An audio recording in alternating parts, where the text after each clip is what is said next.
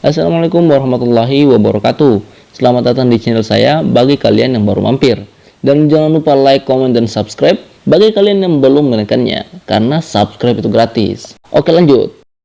Kali ini, Mimin akan membagikan alur cerita film gangster Korea terbaru dan sangat populer berjudul The Worst Evil, yang menceritakan seorang detektif dengan pangkat rendah yang nikah dengan istrinya polisi juga dengan pangkat yang lebih tinggi darinya. Dia mendapat kesempatan untuk naik pangkat asalkan mau menyamar menjadi gangster untuk membongkar rahasia gangster tersebut. Dalam perjalanannya, dia benar-benar cepat beradaptasi dan kelihatan seperti gangster sungguhan.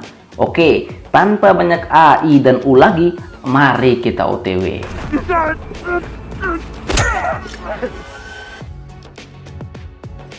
Episode 3 bermula menceritakan kisah mudanya Nona Yu dan Bang Gicul, di mana mereka dulu masih jadi paduan suara gereja.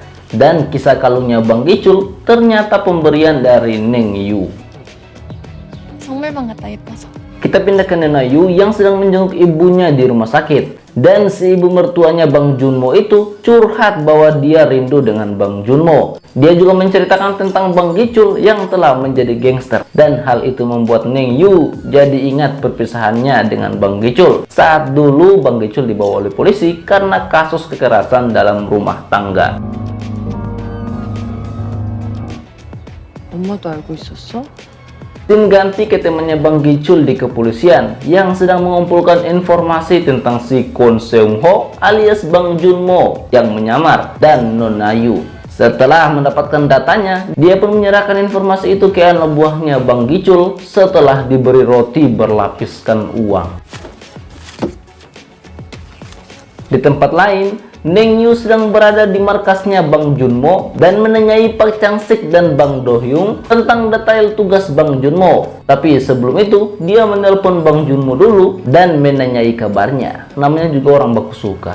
이런 위험한 수사에 다른 사람도 아니고 선배님이 주모 씨를... Setelah mendapat berkas dari teman polisinya, si anak buah Bang Gicul menyerahkan berkas itu ke Bang Gicul serta melaporkan informasi yang diterimanya itu. Mimin juga sempat panik karena orang itu juga menyerahkan foto Pak Junmo, suami Neng Yu yang telah diambil. Ternyata itu adalah fotonya. Nanti. Setelah mendengar laporan itu, Bang Gicul memanggil Bang Junmo untuk diinterogasi. Mimin tambah panik. Kirain ketahuan. Ternyata fotonya sudah diganti dengan foto Bang Do Hyung. Dan Bang Gicul malah tanya, mana yang lebih ganteng antara dia dengan Pak Junmo itu? Hahaha, Bang Junmo malah sudah siap menghajar dia seandainya memang betulan ketahuan. Bikin panik aja.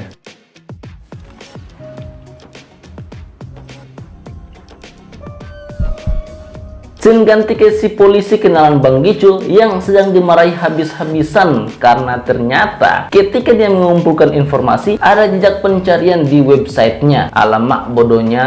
Sebagai gantinya agar tidak dipecat, uang ganti informasi itu diambil Pak Chang Sik dan dia disuruh menuruti Pak Chang Sik. Pak Chang Sik juga memuji kinerja Bang Do Hyung yang cepat menyadari harus mengganti identitas Bang Junmo asli, dan mereka juga memuji Bang Gicul karena cerdik dan cermat dalam mengambil langkah mencari informasi. Strategi berikutnya untuk mengukur kecerdikan Bang Gicul, mereka menyuruh sebuah tim untuk berpura-pura menyerang Bang Gicul.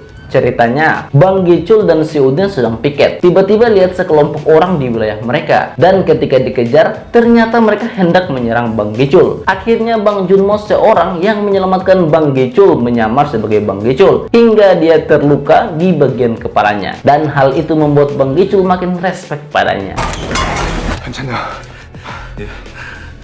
Saat diobati di klinik, mereka malah membahas bahwa penyerangan ini terkait dengan Bos Song alias bos besar Busan. Dan karena mengingat pengorbanan dan kesiagaan si Junmo, Bang Gicul pun menjadikan dia sebagai pengawal pribadinya. Karena terbukti saat kejadian, tak ada orang lain selain Bang Junmo yang siaga. Dan keputusan itu tak bisa ditolak oleh anak buah lainnya.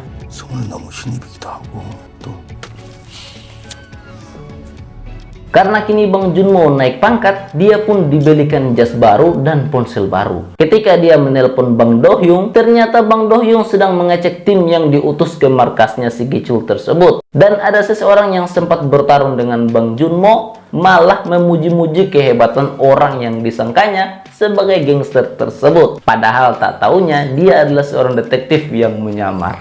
허벅지 같은 데만 살짝 건드리고 진짜 대단하던데. Bang Junmo pun pindah kamar. Hal ini agar dia lebih dekat dengan Bang Gicul. Dan tak lupa pula, dia mengabari istri tercintanya kalau dia telah mendapat ponsel baru. Nah, karena dia dekat dengan Nona Yu dan Bang Gicul sebagai bosnya, kini dia menjadi tempat curhat Bang Gicul tentang Nona Yu. Bang Gicul nyesal kenapa Nona Yu malah nikah dengan detektif kampung payah dan bukannya nikah dengan konglomerat. Tak taunya lu sedang bicara dengan lakinya, Bang. 남자 만나 편하게 살지.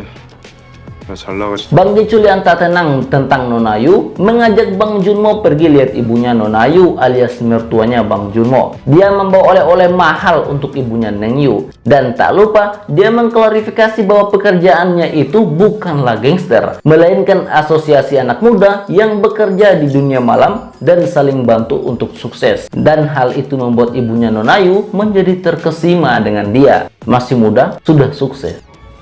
캐시미어잖아. Di tempat lain, Bosong pergi menemui tangan kanan si bos Kanemoto dan mengajak dia untuk sama-sama membunuh Bang Gicul. Tapi si tangan kanan bos Jepang itu malah mengingatkan dia bahwa bos Kanemoto menganggap Gicul sebagai anaknya, jadi jangan disentuh. 그쪽 술집에 Saat Bang Gicul tengah berbincang dengan ibunya Nona Yu, dia ditelepon oleh bos Kanemoto yang memberitahu bahwa bos Kanemoto akan membunuh si Bosong, dan itu sudah terjadi. 예, 없어요. Kabar kematian Bosong telah beredar di antara anak buah Bang Gicul, dan saat ini Bang Gicul tengah pergi memancing, dan katanya hal itu dilakukannya 2 kali sebulan.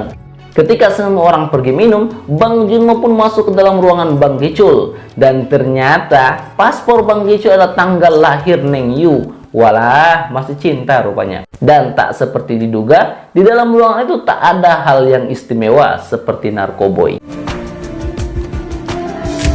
Pihak kepolisian Jepang di bawah asuhan Bapak Murayama Hideaki kini tengah membahas soal Bosong yang KTP-nya ditemukan di salah satu pantai Jepang, dan hal itu dicurigai perbuatannya gangster di Jepang.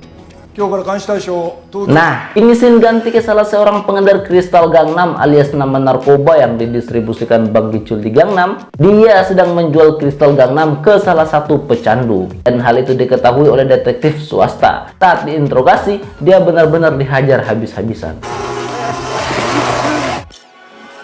Di tempat lain, enter yang ditinggalkan tim kepolisian yang menyerang Bang Gicul dulu telah diketahui oleh Bang Gicul.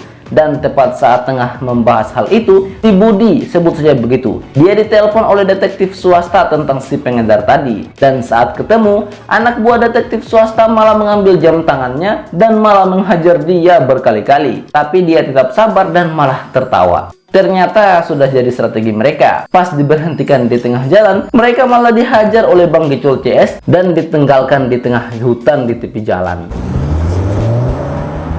Scene ganti ke Bang Junmo yang dibangunkan oleh Bang Seo, ahli pisau sekaligus eksekutor Bang Gicul, untuk pergi ke suatu tempat. Dan Bang Budi juga tengah membalaskan dendam tamparannya. Mereka benar-benar menghajarnya habis-habisan si detektif ini. Bang Junmo yang tak tega melihat hal itu dipaksa untuk menembak orang tersebut. Nah, saat menembak, tangannya malah gemetaran dan berulang kali mencoba hingga akhirnya bersambung. Habis episode ketiga. Waduh, lagi seru juga ya. Oke guys, itulah film The Worst Evil episode 3 yang akan Mimin upload setiap Senin Kamis sampai tamat. Jangan lupa like, komen, dan subscribe ya, agar Mimin tambah semangat membuat konten hingga episode berikutnya bisa segera di-up. Dan jangan lupa tulis di kolom komentar apabila kalian punya request film. See you, di sampai jumpa. Wassalamualaikum warahmatullahi wabarakatuh.